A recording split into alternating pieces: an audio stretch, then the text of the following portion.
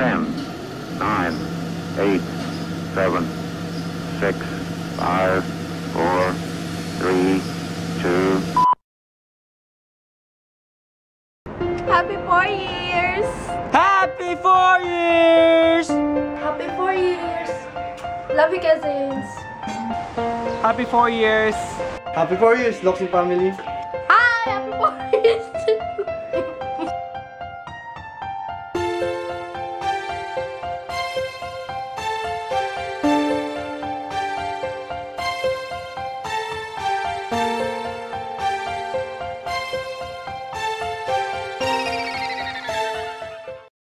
Ano yung feeling mo na aalis ka na mula sa Pilipinas papunta dito sa Amerika?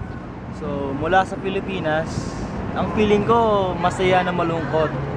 Masaya dahil dilipat na ako sa mayamang syudad. Malungkot dahil yung may iba akong kapatid at mama ko naiwan sa Pilipinas. Pagdating naman dito, nagmukha nga kaming tanga lahat eh. Dahil di namin alam palabas. Tapos nung paglabas namin, no, maliwanag pa, tas 9 na, mukha kaming tanga, napanganga kami lahat, namangha kami. Tapos, dati nalaro ko pa sa Pilipinas ng GTA. Naalala ko, parang nadaanan namin yung lugar doon, no? Tuwan-tuwa ako. Ang saya ng pakiramdam. Tapos, pagdating sa Daly City, nag-computer kami lahat, walang tulugan. Friendster, picture-picture, video games, sama sila, mga ibang pinsan, si Charlina, pati si Ivian. Ayun, masaya. Ano yung feeling mo nung nakarating na tayo sa Amerika, tapos lahat tayo ilib na ilib sa lahat? Syempre, bonggang-bongga. Sikat ako eh. Lalo na pagka-friendster pa lang ako dati. Sikat ako. Sabi nila, muli ka pa, nakarating ka na ng Amerika, ganyan-ganto.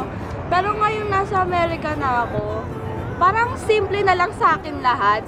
Parang okay na lang lahat. Parang normal na buhay na lang.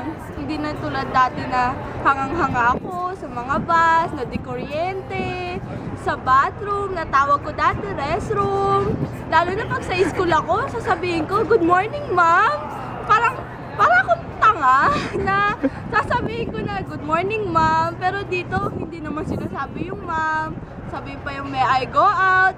Pero pwede ko masabihin na can you just go to bathroom or get a pass, something like that, diba? Nag-English na ako ngayon. Dati, hirap na hirap ako makipag-usap sa mga ibang lahi kasi nahihiya ako na baka sabihin nila hindi ako marunong mag-English. Alam mo naman, diba? Sa Pilipinas, maraming mga judgmental na tao. Pero dito, normal lang lahat. Lahat tayo dito sa Amerika, patas-patas. Kumbaga, kung mataas nga ang dating ko sa Pilipinas, pero ang buhay ko dito, simple lang din. Katulad nung nandoon ako. Yun lang.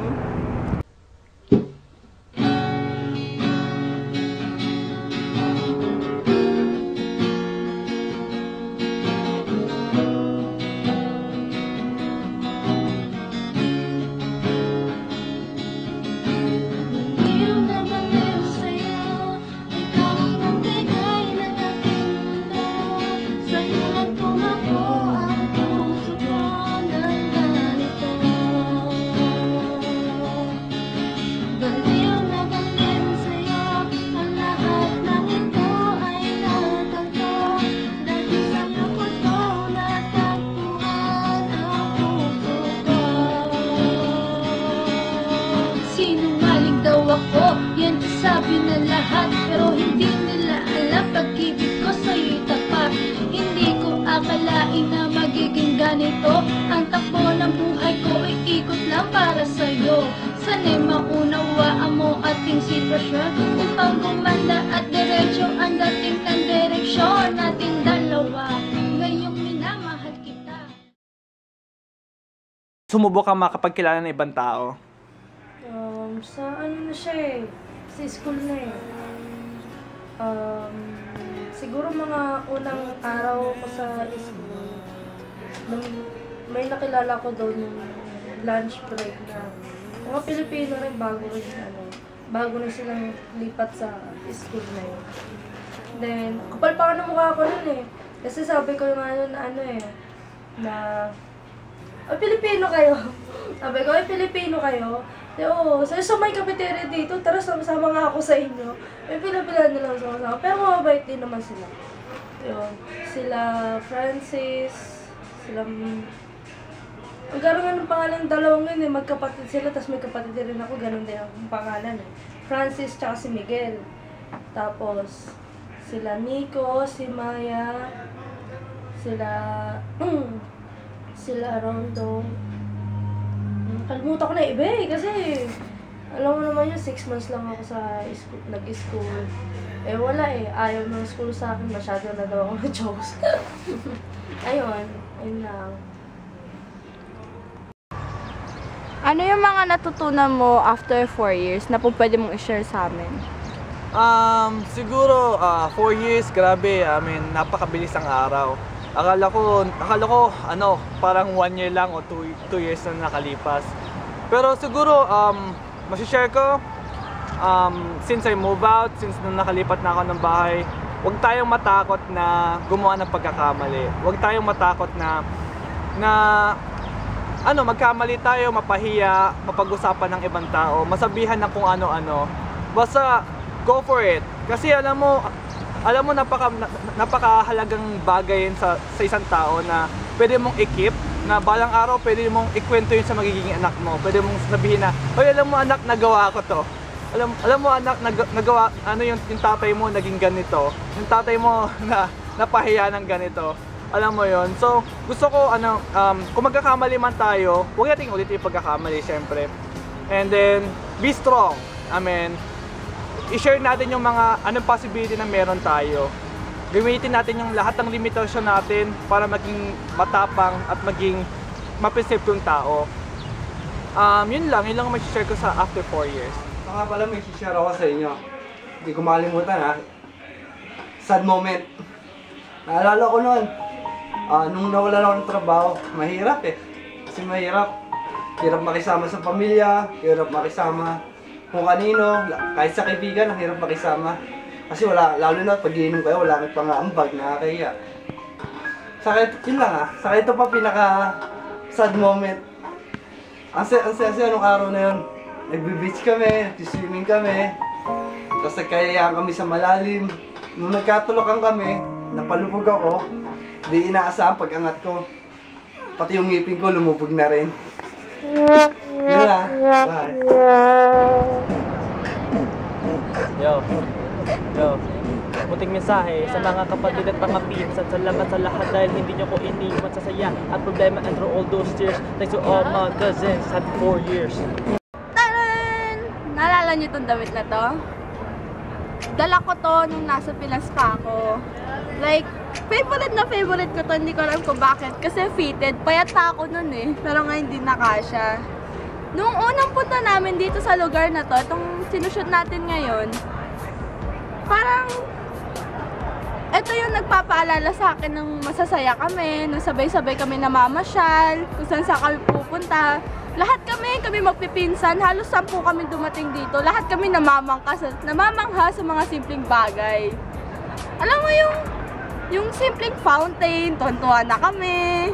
Yung simpleng lugar na puro flowers, todo picture na kami. Etong damit na to, may picture ako dito, nasuot ko to. Makikita nyo. Pero ngayon, binibenta ko na. $3 lang. Bili na kayo!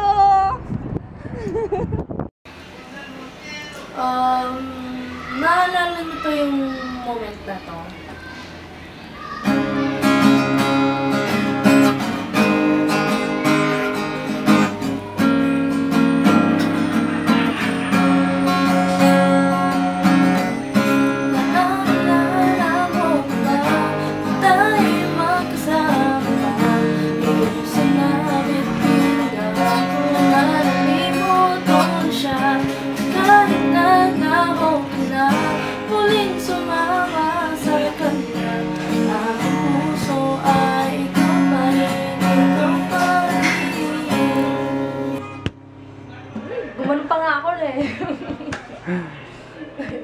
Galing ako sa bakasyon sa Pilipinas, 6 months. Doon ko lang nakabanding ulit yung pinsan ko, si Wexin. minsan wala kami magawa sa bahay kasi di naman ako lumalabas. Super gawa kami na. Uso pa dati yun si Justin Bieber.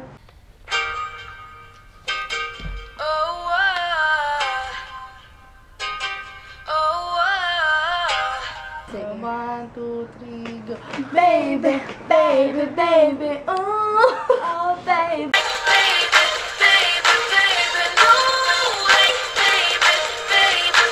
Naman lang. So, sa video na yun, medyo natatawa ko na konti na parang seryoso. So, hindi ko na pinapansin. Gumawa naman kami nung Amabi, Amabi. ba yan? Matanda ka na.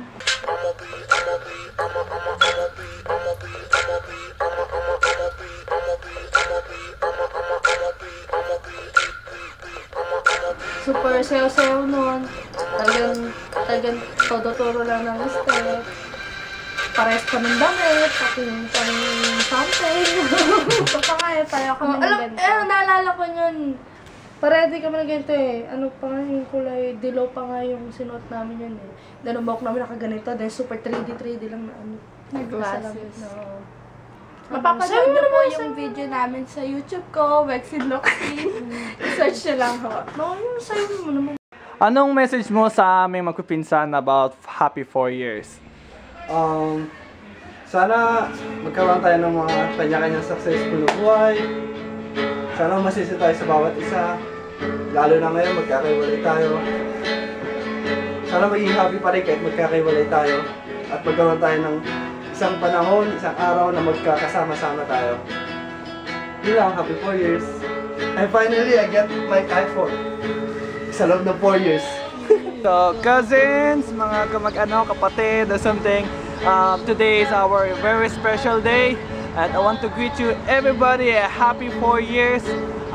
Sana magkaroon pa tayo ng more years to come, more years na memories, more years na masaya at malulungkot na moments. At kahit magkakahiwalay na tayo, kahit may iba tayong mga priorities sa buhay, nirerespeto natin yon. At nandito pa rin tayo kahit nasaan ka pa, saan lumalog na lugar ka pa. We will keep in mind na solid tayo and happy 4 years mga cousins. Message ko sa mga cousin ko, thank you sa lahat. Noon, nagkakasama tayo ng madalas kasi alam niyo naman nasa isang bahay lang tayo.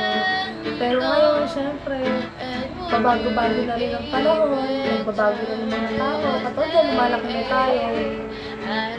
Iba-iba na yung tinutuloyan natin ngayon, bihira na lang tayo magkita. Sana sa 4 years natin, kasama tayo. I love you, cousins! Happy 4 years! Maraming salamat sa lahat ng support ang binigay niyo sa akin.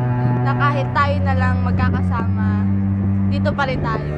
Tigas pa rin tayo. Hindi tayo matitibag ng kahit sino. Happy 4 years sa atin lahat. Sana maging normal lang sa atin ang lahat. Una sa lahat, happy 4 years! Pangalawa, salamat.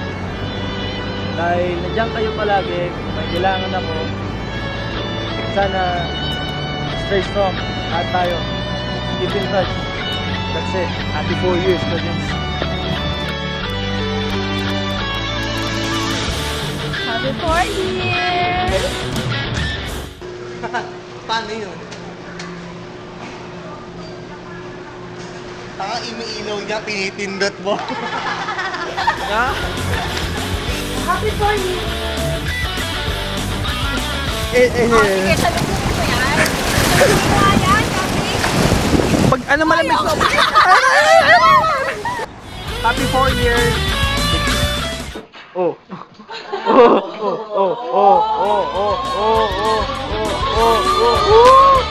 Happy 4 years.